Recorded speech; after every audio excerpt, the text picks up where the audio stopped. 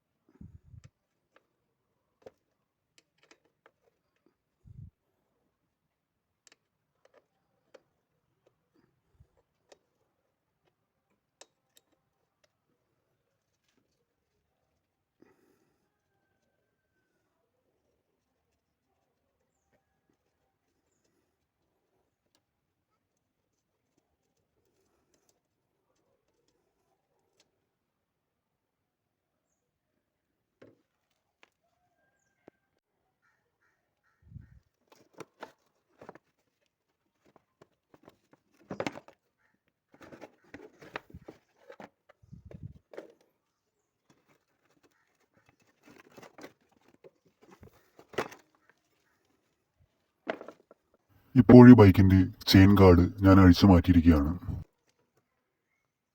ഇനി മുൻവശത്തെ സ്പ്രോക്കറ്റിന്റെ ഭാഗത്തുള്ള പാർട്ട് കൂടി അഴിച്ചു മാറ്റേണ്ടതുണ്ട്. എന്നാൽ ഈ ഗിയർ ഷിഫ്റ്റർ അതിനൊരു തടസ്സമാണ്. അതുകൊണ്ട് ഈ ഗിയർ ഷിഫ്റ്റർ ഒന്നുകൂടി മാറ്റാം.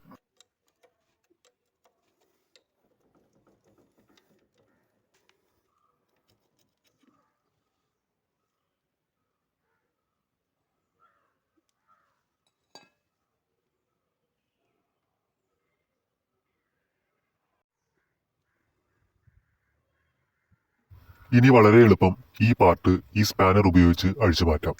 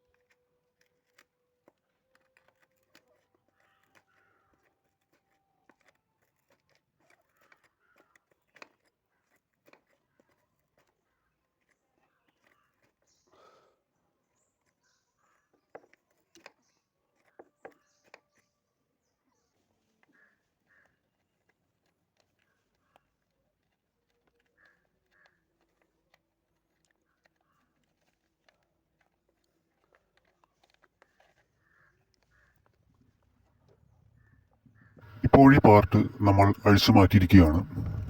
ഇനി ഈ ചെയിനും സ്പ്രോക്കറ്റും നമുക്ക് നല്ലതുപോലെ ക്ലീൻ ചെയ്തെടുക്കാം. അതിനായി ഞാനിവിടെ എടുത്തിരിക്കുന്നത് ഡീസലാണ്. ഈ കാണുന്നത് പോലെ ഒരു സ്പ്രയർ ബോട്ടിലിൽ ഡീസൽ സെറ്റ് ചെയ്ത് വെച്ചിരിക്കുകയാണ്. ഇതൊരു 40 രൂപയ്ക്കുള്ള ഡീസലുണ്ട്. ഇനി ബൈക്ക് സെൻട്രൽ സ്റ്റാൻഡിൽ വെച്ച് സ്റ്റാർട്ട് ചെയ്ത് ഫസ്റ്റ് ഗിയറിലിട്ട് വെച്ചതിന് ശേഷം ഡീസൽ ഇത്തരത്തിൽ ചെയിനിലും സ്പ്രോക്കറ്റിലും നല്ലതുപോലെ സ്പ്രേ ചെയ്ത് കൊടുക്കാം.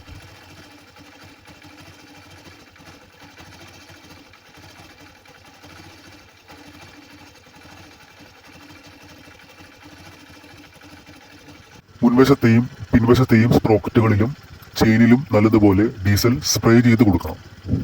സ്പ്രേ ബോട്ടിൽ സ്പ്രോക്കറ്റിൽ നിന്നും ഒരു നിശ്ചിത അകലത്തിലേക്ക് അകറ്റിപ്പിടിച്ചതിന് ശേഷം മാത്രമേ ഇത്തരത്തിൽ സ്പ്രേ ചെയ്ത് കൊടുക്കാവൂ. ബൈക്ക് ഇത്തരത്തിൽ ഓണാക്കി വെച്ചിട്ട് നമ്മുടെ കൈ ഒരു കാരണവശാലും സ്പ്രോക്കറ്റിന്റെ വളരെ അടുത്തേക്ക് കൊണ്ടുചെല്ലരുത്. നമ്മുടെ കൈവിരലുകൾ ചെയിൻ സ്പ്രോക്കറ്റിനിടയിൽ കുടുങ്ങിപ്പോകാതെ വളരെ സൂക്ഷിച്ചു വേണം ഇത് ചെയ്യാൻ. അതിനുശേഷം ബൈക്ക് ഓഫാക്കി വെച്ച് ഇത്തരത്തിൽ ഒരു പഴയ ബ്രഷ് ഉപയോഗിച്ച് ചെയിനിലും സ്പ്രോക്കറ്റിലും പറ്റിപ്പിടിച്ചിരിക്കുന്ന അഴുക്ക് നല്ലതുപോലെ തേച്ചൊരച്ച് ഇളക്കിയെടുക്കാം. യാതൊരു കാരണവശാലും മുൻപ് കാണിച്ചതുപോലെ ബൈക്ക് ഗിയറിൽ സ്റ്റാർട്ട് ചെയ്ത് വെച്ച് ഈ പ്രവൃത്തി ചെയ്യരുത്.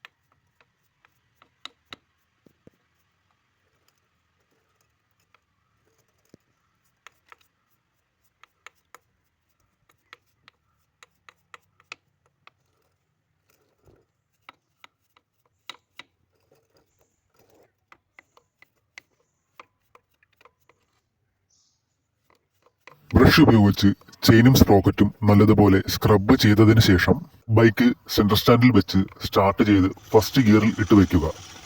എന്നിട്ട് ഒരു ഹോസിൽ വെള്ളം ഉപയോഗിച്ച് ചെയിനും സ്പ്രോക്കറ്റും നല്ലതുപോലെ കഴുകി വൃത്തിയാക്കി എടുക്കാം. ചെയിൻ ഇങ്ങനെ വെള്ളം ഉപയോഗിച്ച് വാഷ് ചെയ്യുമ്പോൾ മറ്റു ഡിറ്റർജൻറ്റുകളോ ഷാമ്പുവോ ഒന്നും തന്നെ ഉപയോഗിക്കേണ്ട ആവശ്യമില്ല. വെള്ളം മാത്രം ഉപയോഗിച്ച് ഇത്തരത്തിൽ അടിച്ച് കഴുകിയെടുത്താൽ മതിയാവും.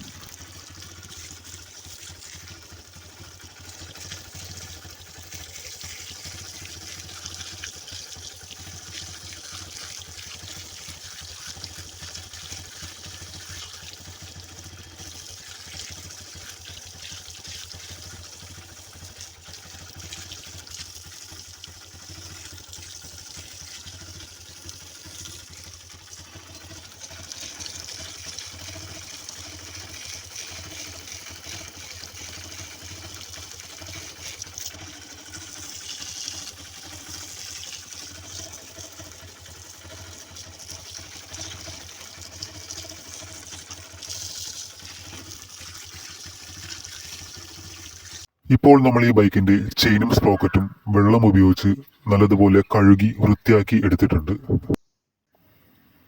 ഇനി ഒരു പഴയ കോട്ടൺ തുണി ഉപയോഗിച്ച് ചെയിനും സ്പ്രോക്കറ്റിലും തങ്ങി നിൽക്കുന്ന വെള്ളത്തുള്ളികൾ നമുക്ക് തുടച്ചു മാറ്റാം.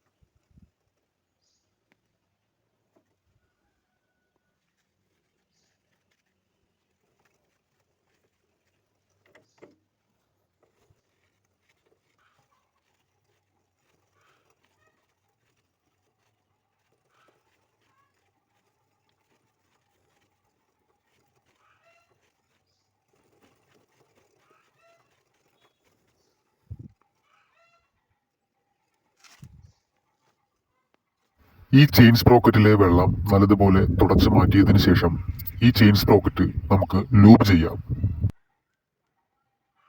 അപ്പോൾ ലൂബ് ചെയ്യാനായി ഞാനിവിടെ എടുത്തിരിക്കുന്നത് കാസ്ട്രോൾ എന്ന കമ്പനിയുടെ ഗ്രീസാണ്. 50 ഗ്രാം വരുന്ന ഈ ഒരു പാക്കറ്റ് ഗ്രീസ് 30 രൂപയ്ക്കാണ് ഞാൻ Amazon.com നിന്നും വാങ്ങിയത്.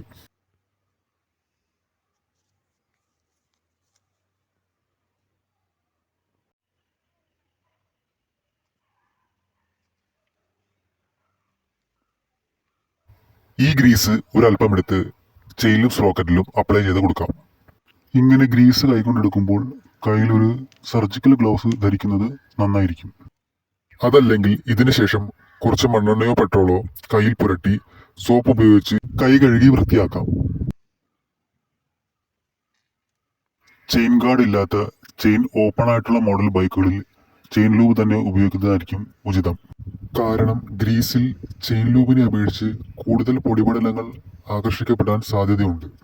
അതുകൊണ്ട് ചെയിൻ ഗാർഡ് ഇല്ലാത്ത മോഡൽ ബൈക്കുകളിൽ ഇത്തരത്തിൽ ഗ്രീസ് ഉപയോഗിച്ച് ലൂബ് ചെയ്തു കഴിഞ്ഞാൽ ചെയിനിൽ അമിതമായി പൊടിപടലങ്ങൾ പറ്റിപ്പിടിച്ച് ചെയിൻ പെട്ടെന്ന് കാലഹരണപ്പെട്ടു പോകാൻ സാധ്യതയുണ്ട്.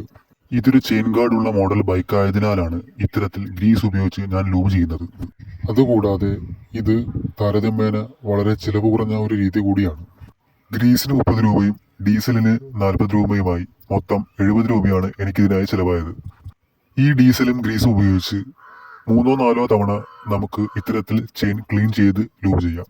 ചെയിനും സ്പ്രോക്കറ്റും തമ്മിൽ സമ്പർക്കം വരുന്ന തേയ്മാനം കൂടുതലായി സംഭവിക്കാൻ സാധ്യതയുള്ള ഭാഗങ്ങളിൽ നല്ല രീതിയിൽ ഗ്രീസ് ഇത്തരത്തിൽ തേച്ച് പിടിപ്പിക്കാം.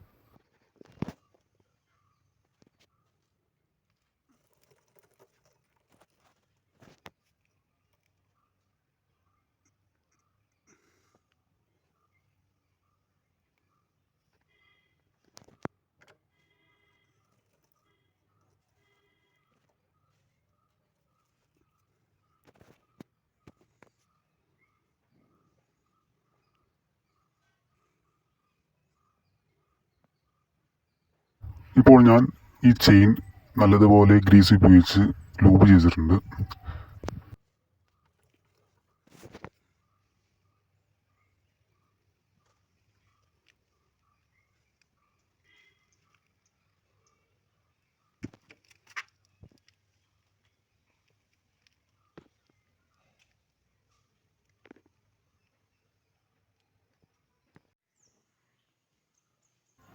ഇനി നമ്മൾ അഴിച്ചു മാറ്റിയ പാർട്സ് എല്ലാം തിരിച്ച് ഫിറ്റ് ചെയ്ത് വെക്കണം.